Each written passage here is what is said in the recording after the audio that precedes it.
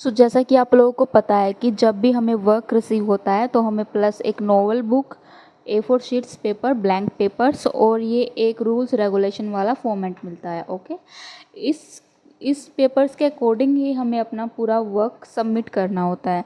तो चलिए समझते हैं कि इसको कैसे क्या फिल करना होता है और क्या इसकी टर्म्स एंड कंडीशन है। सबसे पहले आप देखोगे कि इस पे लिखा है बुकिंग डेट। जिस भी डेट को आपने अपने कोऑर्डिनेटर को पेमेंट प्रूफ और अपना एड्रेस सबमिट किया था वो यहाँ पे आपको ऐड करनी होती है। मीन्स अगर आज की डेट है जैसे कि 12 अगस्त, तो आपको 12 अगस्त को ही ये फिलअप करना होगा कि 12 अगस्त 2025 को आपका जो प्रोजेक्ट है बुक हुआ था। फिर उसके बाद आपका आता है ऑप्शन बुक कोड नंबर का। आपको एक 6 डिजिट की नोवेल बुक दी जाती है। मीन्स उस पर बुक कोड लिखा होता है कि कुछ भी हो सकता है वो, सपोज़ कीजिए 56780 कुछ भी, तो वो आपको यहाँ पे बुक। जब आप अपने कोऑर्डिनेटर को रजिस्ट्रेशन फ़ीस और अपना एड्रेस सबमिट करवा देते हो, उसके 24 हावर्स बाद आपको कंपनी की तरफ से ट्रैकिंग आईडी प्रोवाइड की जाती है। उस ट्रैकिंग आईडी से आप ट्रैक कर सकते हो कि आपका पार्सल कहाँ पर है, किस स्टेटस में है, किस डेट को आपको रिसीव होगा। आपको यहीं पे वो रिसीविंग ट्रैकिंग नंबर डालना होता है। ये ट्रैकिंग नंबर कैसा होता है, तो जैसे कि मैं बता देती हूँ, कुछ इस तरह का होता है। AWP, जैसे कि कंपनी डिलीवरी के थ्रू आपको प्रोजेक्ट भेज रही है तो ऐसे ही करके होता है कुछ 57968, मतलब लगा लीजिए आप, तकरीबन ये 12 डिजिट का होता है। तो ये आपको यहाँ पे डालना होता है रिसीविंग ट्रैकिंग नंबर पर। और फिर आपका ऑप्शन आता है टीम लीडर पर। टीम लीडर्स का आपको ये डालना होता है। अगर आप मुंबई ब्रांच से मेरे से ऐड हो रहे तो आप यहाँ पे डालोगे मोहित शर्मा। ओके, और असिस्टेंट कोऑर्डिनेट नेम में आप डालोगे मेरा नंबर, मेरा नाम डालोगे और उसके नीचे जो कॉन्टैक्ट नंबर है उसमें आप मेरा नंबर डालोगे 8607981441। आपको ये जो कॉन्टैक्ट है ये डालनी होती है। फिर यहाँ पे आपका सेक्शन आता है ऐड योर फोटो का। आपको यहाँ पर अपनी पासपोर्ट साइज फ़ोटो है अटैच करनी होती है। फिर आपका ये पोर्शन कंप्लीट हो जाता है। देन हम आते हैं नेक्स्ट पोर्शन पर। तो आपका यहाँ पे आता है कैंडिडेट नेम। आपको यहाँ पे अपना नाम फिल करना होता है।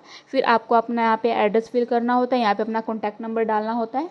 UPI ID अकाउंट नंबर में आप जिस भी पेमेंट मेथड को अभी यूज़ कर रहे हो आपको उसकी UPI ID देनी होती है, या फिर डायरेक्ट बैंक अकाउंट में आप पैसे चाहते हो तो या फिर आपको अपना अकाउंट नंबर डाल देना है। प्लस जो भी ब्रांच है आपकी, SBI ब्रांच है, मतलब जो भी बैंक का नाम है ना, सॉरी, वो आपको यहाँ पे डाल देना होता है। ठीक है, तो ये अपने 2 पोर्शन होते हैं। इस 2 पोर्शन को कंप्लीट करने के बाद हम आते हैं रूल्स और रेगुलेशन। जो मेन आपका जो वर्क रहता है इसी पर रहता है। अगर आपकी एक्यूरेसी इसमें क्लियर आती है तभी आपका प्रोजेक्ट अप्रूव होता है और तभी आपको कंपनी की तरफ से पे आउट मिलता है।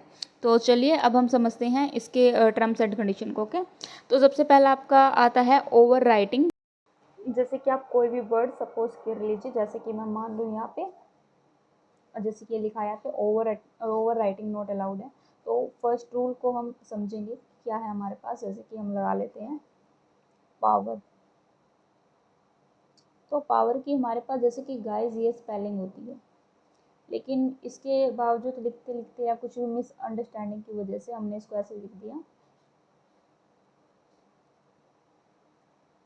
आपने इसको ऐसे लिख दिया, लेकिन बाद में अगर आप इस ए को कन्वर्ट करना चाहो ई में, या फिर कुछ ऐसे इसको ई बनाना चाहो, तो आप इसको क्या कर रहे हो, एक बार आपने कोई वर्ड लिख दिया है, उसके ऊपर दोबारा आप ऐसे पेन रफ कर रहे हो तो आपका ये ओवर राइटिंग में आएगा। ओके, और ये आपका अंडर मिस्टेक काउंट होगा। आपको जैसे कि मैंने बता दिया, आपने इसको ऐसे करके ई बनाना चाहा तो आपके इस वर्ड के नीचे एक ऐसे अंडरलाइन कर दी जाएगी रेड पेन से, और इस पर आपको काउंट होगा मिस्टेक नंबर 1। ओके, तो आई थिंक आपको ये ओवर राइटिंग वाला जो वर्ड्स है वो क्लियर हो गया होगा। कुछ कैंडिडेट मेरे ऐसे बोलेंगे कि मैम बिल्कुल आप बेसिक से बता रहे हो, हमें इतनी तो नॉलेज है ना कि हम ऐसी मिस्टेक ना करें। तो देखिए मेरे पास हाउसवाइफ भी आती हैं जिनको अच्छे सा मतलब इतनी नॉलेज नहीं होती है, तो ये वीडियो सबके लिए है। So please don't mind. आपके लिए आप बोलोगे मैं एक स्ट्रिक्ट रूल वाली जो मेन जो चीज़ें होंगी वो भी वीडियो अपलोड कर दूंगी, बट नाउ दिस टाइम ये वीडियो सबके लिए है, सब इसको देखें। सो मैं ये वीडियो आप मतलब इतनी गहराई से बातों को बता रही हूँ। तो सेकंड आपका आता है कि कटिंग नहीं करनी है आपको। कटिंग यही होता है कि जैसे कि ये पावर की स्पेलिंग में आपने, जैसे कि ये पावर में आपने जैसे कि गलत हो गया था आपसे, पी एड मतलब ऐसा कुछ हो गया था, तो आपने क्या किया, इस ए को आपने कट कर दिया। ए को कट करने के बाद यहाँ पे ई लिख के इसको आर को कर दिया, तो क्या होगा, ये भी अपने बीच में कटिंग होगा, ये भी ऐसे मिस्टेक में काउंट होगा। तो इस तरह से आपको कटिंग नहीं करनी है। और सेकंड चीज़ हमारे पास आती है जॉइंट लेटर। जैसे आप देखोगे POWER, ये मैंने एवरी वर्ड है ना जो सिर्फ पार्टली लिखा है, किसी भी वर्ड को एक वर्ड के साथ जॉइंट नहीं किया है, तो आपको ऐसे ही लिखना है। अगर आप इसको ऐसे कर देते हो, आप पी को के साथ अटैच कर देते हो ऐसे करके, या कुछ भी ई का थोड़ा सा भी मतलब ऐसे करके थोड़ा टेढ़ा सा लिखते हो ना, तो ऐसे करके आपका क्या इसमें आएगा, ये जॉइंट लेटर्स में आएगा। आपको हर एक वर्ड एक दूसरे से अलग लिखना है, एक भी वर्ड इसमें टच नहीं होना चाहिए। ओके। और आपका अगला ऑप्शन है स्पेलिंग मिस्टेक। स्पेलिंग मिस्टेक का भी आप इसी वर्ड से क्लियर हो जाता है। जैसे कि आपकी स्पेलिंग थी पावर की POWER, ओके, तो आपने इसमें क्या कर दिया, POWAR कर दिया, तो भी ये आपका स्पेलिंग मिस्टेक में काउंट होगी। तो आपका जो फर्स्ट क्वेश्चन है वो इसी के साथ कंप्लीट हो जाता है, overwriting, cutting, joint letter, spelling mistake is not allowed. And second line आती है यहाँ पे, any kind of typewriting machine and double handwriting is strictly not allowed. इसका मतलब क्या होता है गाइस, आपको कोई भी मशीन है या फिर प्रिंट की मशीन है या कुछ भी है, कुछ ऐसी ऐसी मशीन भी आई है, मेरे कैंडिडेट थे, उन्होंने क्या किया था, पूरा ही प्रिंट से करवा लिया था वो, लेकिन हम जब उसमें फ़ोटो में देख रहे थे तो ऐसा लग रहा था कि जैसे कि वो बाय हैंड राइटिंग है, लेकिन ऐसा नहीं है। जो कंपनी है उसको इजीली कैप्चर कर देती है और पूरा प्रोजेक्ट आपका रिजेक्ट हो जाता है, तो आपको ऐसी मिस्टेक बिल्कुल नहीं करनी है। सेकंड आपका पॉइंट आता है, use of whitener, eraser, stapler, pencil and blade is not allowed. इसका क्या मतलब होता है, आपको जो वाइटनर होता है ना, मतलब कोई भी वर्ड्स आपसे यहाँ पे जैसे कि पावर में मैं बता रही थी आपसे, ये मिस्टेक हो गई, तो आप क्या करते हो, इस पर ऐसे रफ कर देते हो वाइट वाइट सा, तो वो अलग ही चीज़ दिखती है। उस चीज़ का आपको यहाँ पे बिल्कुल यूज़ नहीं करना है। ओके, स्ट्रिक्टली अलाउ है। इसका इसका एक बहुत अच्छा तरीका ये है कि आपके पास कोई भी पेज यहाँ पे मान लीजिए आपको गलत हो रहा है, एक मिस्टेक हो रही है एक पेज में, कोई बात नहीं है, हो जाता है, एक दो मिस्टेक तो कुछ नहीं, मान लीजिए एक मिस्टेक यहाँ पे होगी, एक यहाँ पे फ्रंट में हो गई, तो ऐसा कुछ हो गया, तो इस सिचुएशन में आप क्या कीजिए, आपके जहाँ पर जो जो पेज आपका मतलब मिस्टेक हुई है, आप ना एक साइड में किसी अपनी नोटबुक में राइट कर लो कि इतने पेजेस में मेरी इतनी मिस्टेक है। तो जब आपको थोड़ा सा टाइम बच जाता है, कुछ मेरे कैंडिडेट है जो टाइम से पहले ही कंप्लीट कर लेते हैं, तो बोलते हैं कि मैम अब तो कंप्लीट हो गया, आप उस टाइम को यूटिलाइज़ करो। ओके, आपका जो भी मिस्टेक आपको लग रहा है किस पेज में मेरी 4 से 5 मिस्टेक हो गई, तो उस पेज को आप प्री राइट कर लो। ओके, तो इसका यही सोल्यूशन है बस एक, और एनी काइंड ऑफ सोल्यूशन है ही नहीं इसमें कि आपको कुछ मिस्टेक हो गई है या फिर कुछ हो सकता है, तो वो चीज़ मैंने आपको बता दिया है। थर्ड हमारा रूल्स आता है, writing should be done only in capital letters. ये भी मैंने आपको बता दिया है कि जैसे कि कैपिटल लेटर्स हमारे क्या होते हैं, जैसे कि अल्फ़ाबेट में स्मॉल लेटर्स होते हैं, कैपिटल लेटर्स होते हैं, आपको वही सारे कैपिटल लेटर्स में राइट डाउन करना है। वीडियो के एंड में मैं एक एक अल्फ़ाबेट को बना के दिखाऊंगी कैसे आपको अल्फ़ाबेट बनाने हैं। ओके। और फोर्थ पॉइंट आता है आपका, only 1 person hand writing is allowed.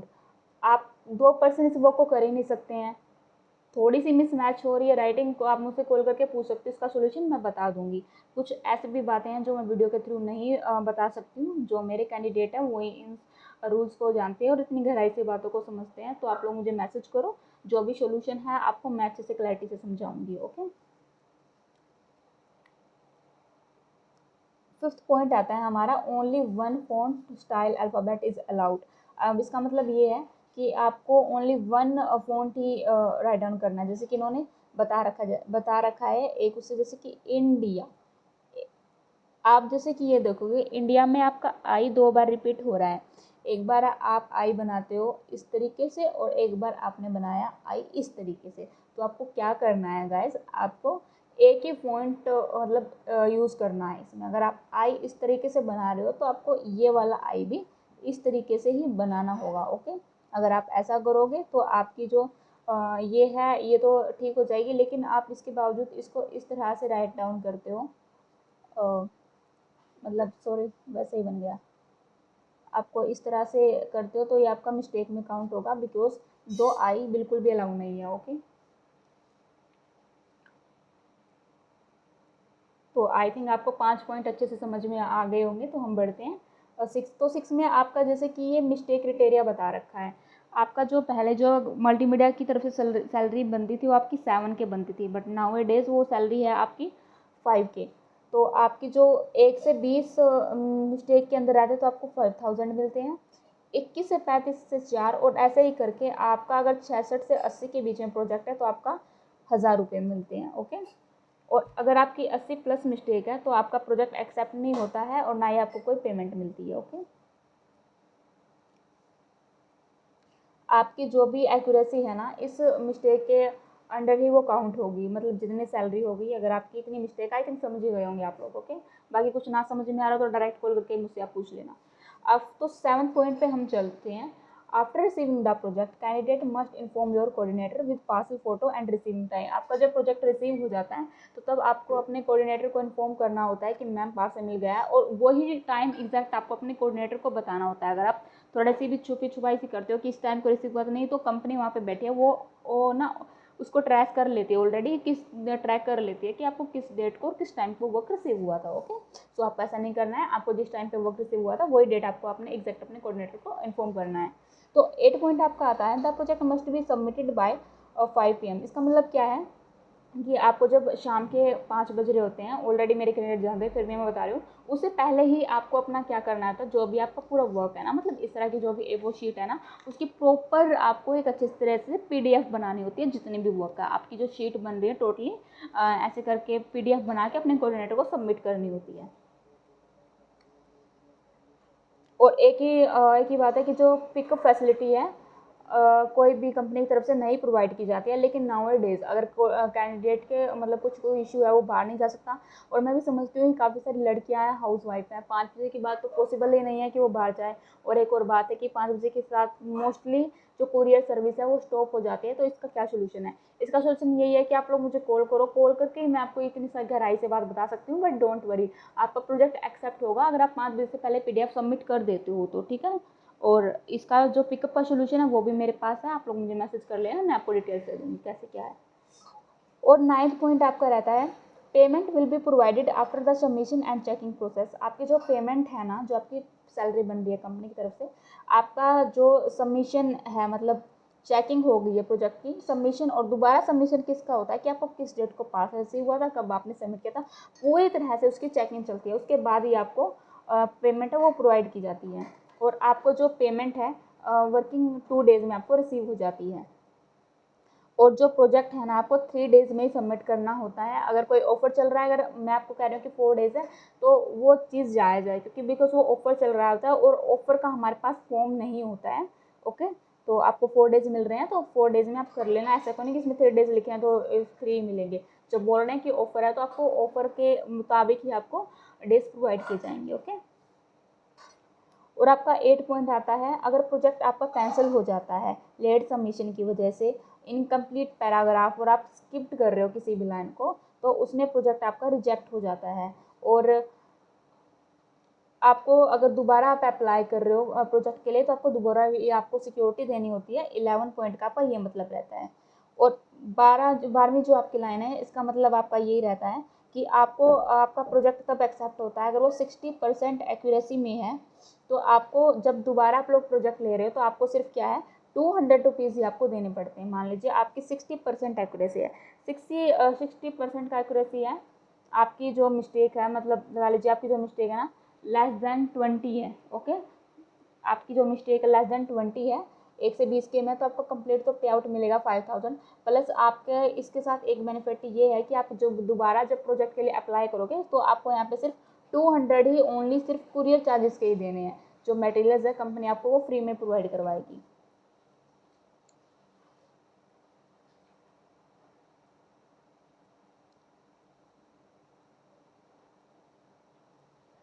और सेकंड आपका यही रहता है कि अगर आपका <60% है तो आपको वहाँ पे 1000 रुपये डिपॉजिट करने होंगे। मान लीजिए आपकी जो मिस्टेक बन रही है 21 से 35, 36 से 50, कुछ भी, अगर 60 से 80 भी बन रही है ना, तो आपको नेक्स्ट टाइम जो प्रोजेक्ट रहेगा आपका 1000 रुपये तक का देना पड़ेगा, ठीक है। और थर्ड पॉइंट होता है कि candidate should note Callum that the coordinator did not explain the rule. इसका मतलब ये है कि आपको जो ये फॉर्म मिल रहा है, आपको ये नहीं है कि हम वीडियो भी बता दिया हमने, वैसे तो हम बताते ही हैं कि कैंडिडेट को लेकिन जो आपको ये फॉर्म मिल रहा है ना, अगर बाई चांस आपका कोऑर्डिनेटर बिजी है, वो आपको रिप्लाई नहीं कर रहा, मतलब बहुत सारे मेरे पास आते हैं कैंडिडेट और कुछ हैं भी ऐसे कंपनी में कि मतलब बिजी रहने की वजह से अच्छे से इतना अच्छे से गाइड नहीं कर पाते हैं, तो आप कोई भी इस पर क्लेम नहीं कर पाओगे कि कोऑर्डिनेटर ने हमें ये नहीं बताया, ये नहीं बताया। आपको जो ये फॉर्म दे दिया जा रहा है ना, ये इसीलिए दिया जा रहा है कि आप उसको प्रॉपरली रीड करो एंड देन अपना वर्क स्टार्ट करो। ओके, और आपका 14 पॉइंट आपका रहता है कि इनकम्प्लीट प्रोजेक्ट की आपकी कोई भी पेमेंट नहीं मिलेगी। लेट सबमिशन की, कैंसिल प्रोजेक्ट की कोई भी आपको जो ये मतलब पेमेंट है नहीं मिलेगा। और किस कंडीशन में होता है, एक तो आपका वर्क डिले, मतलब कहने का मतलब ये है कि आपको दिए जा रहे हैं 4 डेज, आप प्रोजेक्ट दे रहे हो 10 दिन में, 15 दिन में, तो आपका क्या होगा, डिले प्रोजेक्ट में आएगा। और आपका है लेट सबमिशन, आप अगर प्रोजेक्ट आपने लेट सबमिट कर रहे हो, मीन्स आपको 4 डेज दिए गए काम को, आप अपना प्रोजेक्ट कर रहे हो, 5th डे में भी अगर आप ट्रैकिंग आईडी दे रहे हो तो वो अप्रूव हो जाता है, लेकिन आप 6 से 7 डेज में वो दे रहे हो तो वो क्या होगा, आपका लेट सबमिशन में काउंट होगा। ओके, तो चलिए हम बढ़ते हैं अपने 15वें पॉइंट पर कि आपका जो भी न्यू पेज है नोवेल बुक की, वो आपको क्या करनी है, न्यू A4 शीट से स्टार्ट करनी है। ओके, इसका मतलब ये है कि जैसे कि अब मैं आपको बता रही हूँ, जैसे कि हमारा वही था आपका कि आपका जो every new page of the book content should be start with A4 sheet only, और if the back side of a sheet is completely empty. मतलब इसका ये मतलब है कि मैं आपको सीधे ही बता देती हूँ, ज़्यादा टाइम वेस्ट नहीं करूँगी मैं आप लोगों का। जैसे कि मान लीजिए या, और फर्स्टली मैं आपको ये क्लैरिटी दे रही हूँ इस बात की कि जो ये नॉवल बुक है ना, ये नॉवल कोई है नहीं, मतलब मैं स्टडी करती हूँ तो उसकी मैंने एक बुक उठाई है। फिलहाल मेरे पास कंपनी की कोई नॉवल बुक नहीं है जिससे मैं आपको अच्छे से समझा पाऊँ। ये मत बोलना कि इतनी मोटी है और इतनी हार्ड बुक है, ये मेरी तो स्टडी करने के लिए जो एशियंट इंडिया है उसी की मैंने बुक उठाई है, सिर्फ आपको समझाने के लिए। सो आप लोग ये मत बोलना कि इतनी मोटी बुक देते हैं और ये वो है। ओके, तो जैसे कि आपका, जैसे कि आप देख रहे हो ना, ये जैसे कि इसका पेज है एक नॉवल बुक का,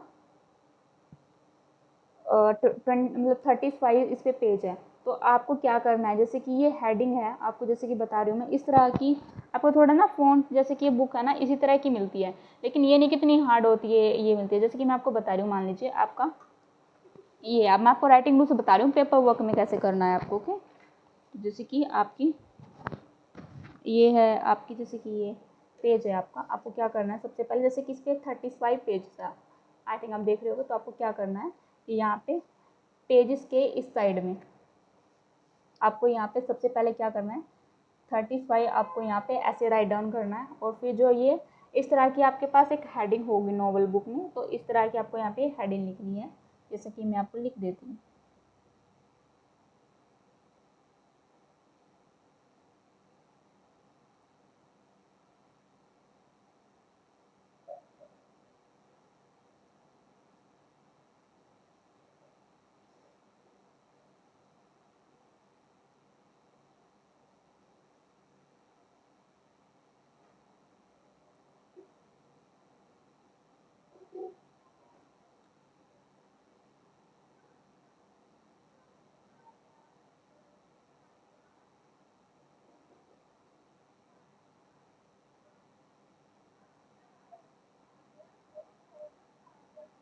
इसकी तो बुक की जैसे कि थोड़ी सी काफ़ी हेडिंग थी, तो ये एक साइड में आ नहीं रही थी। मैं आपको क्या करना है, जो भी हेडिंग है ना, हमेशा पेजेस के ऐसे सेंटर में ही डालनी होती है, ठीक है।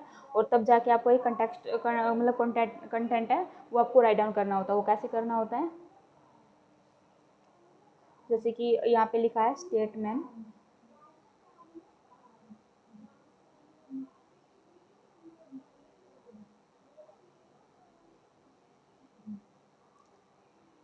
इस तरह से आपको, जैसे कि ये यहाँ से लेके पूरा, जैसे कि लगा लीजिए आप नोवेल का है, मैं दोबारा कर रही हूँ, ऐसी नोवेल, इतनी हार्ड नोवेल नहीं मिलती है कंपनी में, तो ये ऐसे लेके आपको ये यहाँ तक पूरा लिखना है।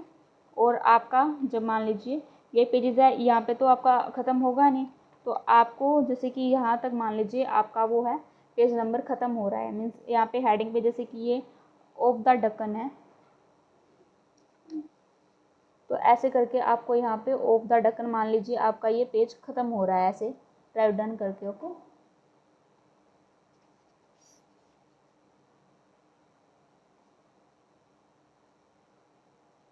ऐसे करके आपका पेज नंबर ख़त्म हो रहा है, तो आपको क्या करना है, आपका जो ये एक सिंगल पेज है ना नोवेल बुक का, इस A4 शीट पे आपका क्या हो रहा है, ख़त्म हो रहा है। तो आपको क्या करना है, जो आपका जो ये चीज़ है ना, दोनों चीज़ हैं हेडिंग और पेज नंबर, सेम ही आपको यहीं पे डालनी है 35। और जो ये है कुछ, जो ये हेडिंग मैंने डाली थी वही आपको यहीं पे सेम पे डालनी है। आपको इस तरह की जो ऊपर नोट बुक पर हेडिंग मिलेगी। और क्या करना है आपको, जो ऐसा मतलब लगा लीजिए आपका राइटिंग का काम कंप्लीट, मतलब ये पेज आपका ये तो कंप्लीट हो गया है। फिर आपको क्या करना है, आपको चारों तरफ पेजेस के ऐसे बॉर्डर देना है। बॉर्डर किस तरह के तरीके से देना है, आपको जैसे कि एक भी वर्ड्स आपको जैसे कि रूल्स के अंदर मैंने बता ही दिया था। मेरे पास फ़िलहाल अभी स्केल नहीं है, तो हमको सिंपली मेरी राइटिंग वैसे स्ट्रेट ही है, तो आपको सिंपली वैसे ही बता देती हूँ मैं लगा के। आपको स्केल के साथ लगाना है, हैंड के साथ ऐसी बेवकूफ़ी जो मैं कर रही हूँ आप लोगों को बिल्कुल नहीं करनी है। वैसे मेरे पास है नहीं था अभी, तो इस वजह से आपको सिंपली करके बता रही हूँ।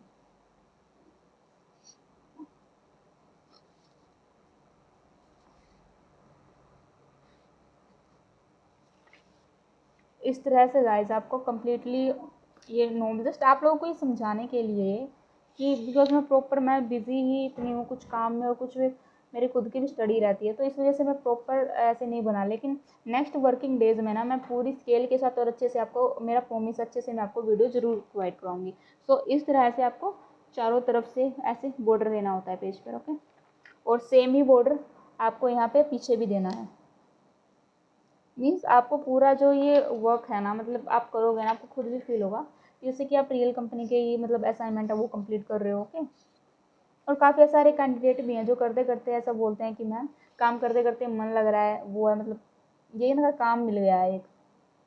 तो इस तरीके से आपको ये क्या है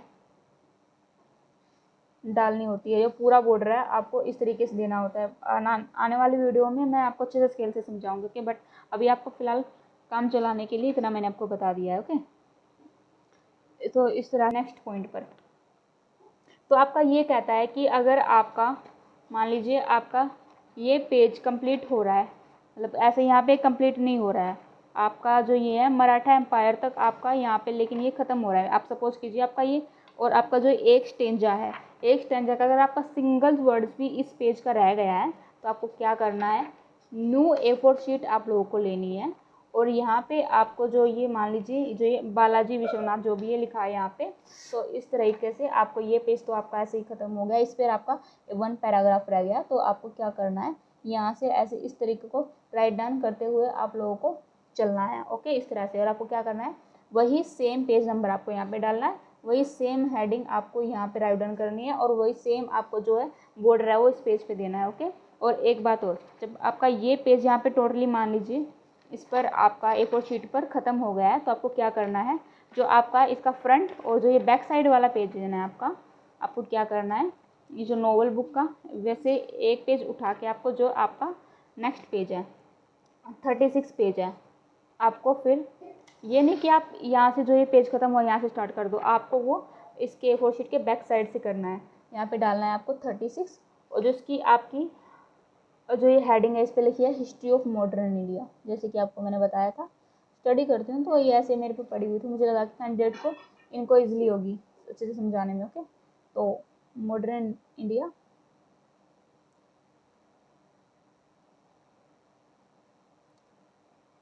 इस तरीके से आप लोगों को हेडिंग डालकर और फिर आपको यहाँ पे बॉर्डर दे के दैन स्टार्ट करना होता है। और आई थिंक आप समझ गए होंगे कि आपको जब भी आपका यहाँ से कोई भी यहाँ से हो रहा है, या यहाँ से आपका कोई भी नोवेल का पेज स्टार्ट हो रहा है, तो आपको क्या करना है, जो ये A4 शीट है ना, इसका आपको हमेशा न्यू ही पेज लेना है। आपको कोई भी एक पेज आपका यहाँ पे ख़त्म हो रहा है, तो ऐसा नहीं कि आप यहाँ से ही नेक्स्ट पेज स्टार्ट कर दो। आपका जो भी न्यू पेज होगा वो हमेशा इधर से ही स्टार्ट होगा, ओके, ऊपर से स्टार्ट होगा, और नए A4 साइज पेपर से ही होगा।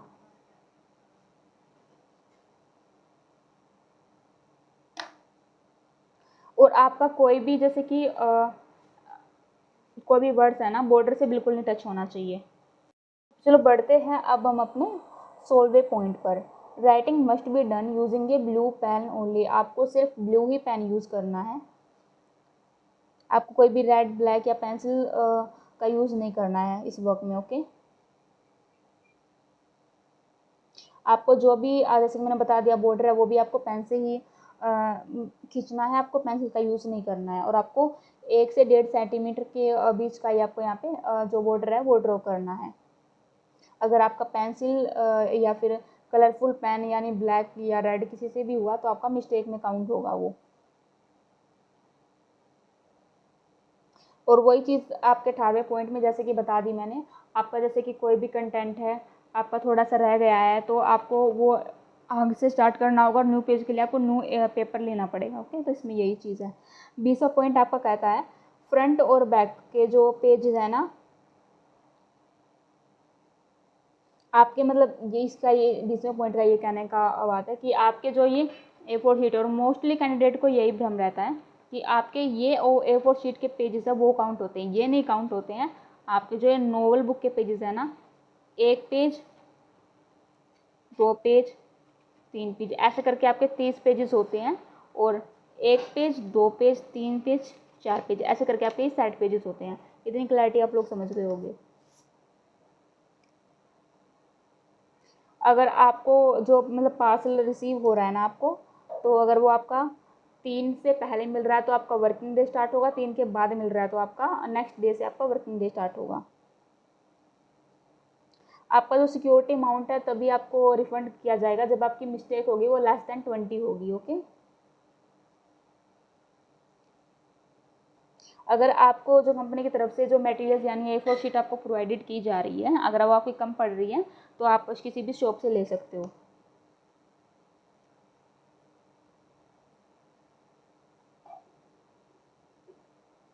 अगर मतलब आपका जो वर्किंग हाउर्स है ना, कंपनी यही करती है आपको 11 घंटे दोगे तो आराम से हो ही जाएगा दिन के।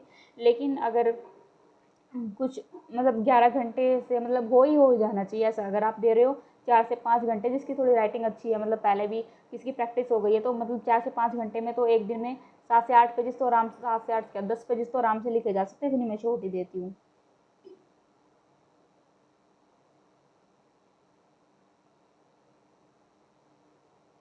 और एक बहुत बार कैंडिडेट क्या करते हैं, सिक्योरिटी आपको दे देते हैं लेकिन बाद में बोलते हैं कि मैम चाहिए नहीं चाहिए। ऐसा नहीं होगा, आप कुछ भी काम कर रहे हो फुल फोकस और क्लैरिटी के साथ करना। ओके, देखिए आप ये बोलोगे कि आपने अच्छे से रीड, मैंने एक एक चीज़ रीड करके आप लोगों को बताई है, मैं ज़्यादा आपका टाइम वेस्ट नहीं करना चाहती थी, बिकॉज मेरे बहुत सारे कैंडिडेट है अभी भी जिनके कॉल आ रहे हैं, मैसेज आ रहे हैं, तो मुझे फर्स्ट प्रायोरिटी है जो उन्हीं को देनी होती है। सो मैंने आपको जो मतलब जो भी चीज़ है ना अच्छे से वो थोड़ी थोड़ी बता दी है। अगर आपकी अभी भी कोई मिस्टेक है तो कॉल करके मुझसे पूछ लेना। ओके, और जो नेक्स्ट अभी इम्पोर्टेंट पार्ट है ना पेजेस का, वो पीछे ही है।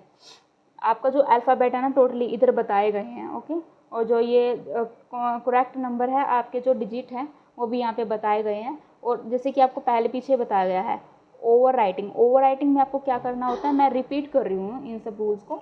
एक बार लिख देने से आपको दोबारा उस पर पेन नहीं चलाना होता है। कटिंग में क्या होता है, आपको ऐसे कुछ भी करके कट नहीं करना होता है। जॉइंट लेटर में आपको एक वर्ड से दूसरा वर्ड मिलाना नहीं है, कोई भी वर्ड्स आपको बीच में छोड़ना नहीं है। अगर आपने छोड़ दिया मतलब AND आपने ऐसे ऊपर लिख दिया तो ये गलत होगा। आपको प्रॉपरली ऐसे मतलब एक ही फ़ॉन्ट में आपको अच्छे से वर्ड को बनाना है। स्पेलिंग मिस्टेक नॉट अलाउड है।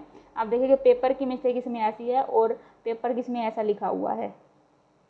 आपको जो नंबर है पेज नंबर का, जैसे कि 37 है जैसे मैंने बताया आपको, ये हमेशा आपको ऐसे इस राइट साइड में करना है, यहाँ पे नहीं डालना है, यहाँ पे डालना है। और जैसे कि आप देखोगे ये भी यहाँ पे राइट में है और ये भी यहाँ पे राइट में ही है। ओके, सो इस तरह के आपके जो पूरा फॉर्मेट है ना, देखो आप कंपनी आपको कितना बेसिक से एक बच्चे की तरह आपको समझाती है कि ये चीज़ आपको करनी है, ये चीज़ आपको नहीं करनी है, इतनी छोटी से समझाई गई है। अब मैं आप लोगों को अल्फ़ाबेट लिख के बता देती हूँ कि आपको किस तरह से सारे अल्फ़ाबेट बनाने हैं। ओके,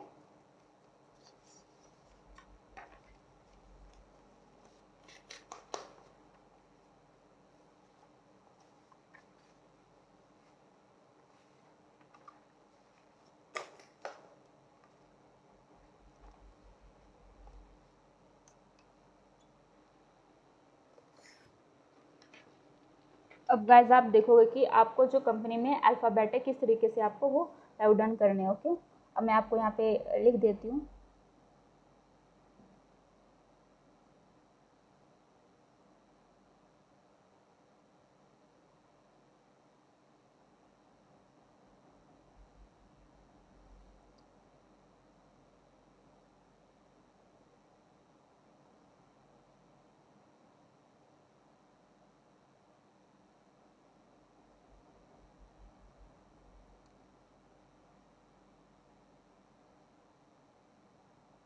इस तरह से आपको जो ये वर्ड्स हैं आपको राइट डाउन करने होते हैं। ओके, आई थिंक सबको अच्छे समझ में आ गया होगा, या कुछ ना दिख रहा हो तो और इसके अलावा आपको कोई भी डिटेल चाहिए तो आप कॉल करके